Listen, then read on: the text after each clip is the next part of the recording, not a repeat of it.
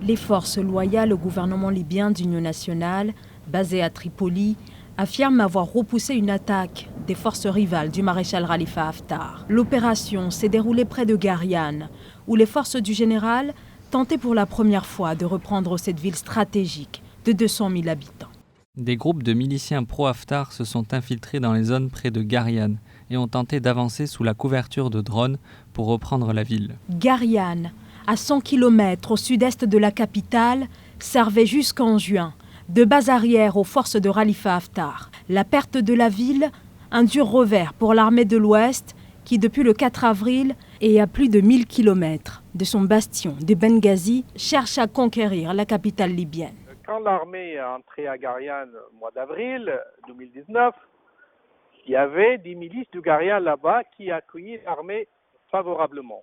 Et quand Gariane a tombé dans les mains du gouvernement de Sarraj, ou les milices du gouvernement de Sarraj, donc ces milices de soutien de l'armée ont quitté la ville Gariane. Ils sont allés vers la ville de Jofra, qui se trouve à peu près 260 km de Gariane. Et depuis, ils sont restés à Jofra en attendant une décision de l'armée ou un commande de l'armée de retourner à Gariane pour reprendre Gariane.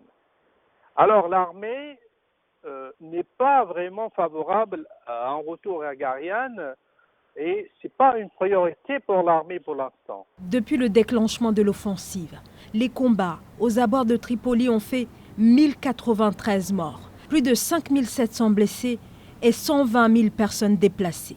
La Libye, sur qui pèse désormais le risque d'enlisement, puisqu'au sol comme dans les airs, aucun des deux camps ne semble réellement prendre l'avantage.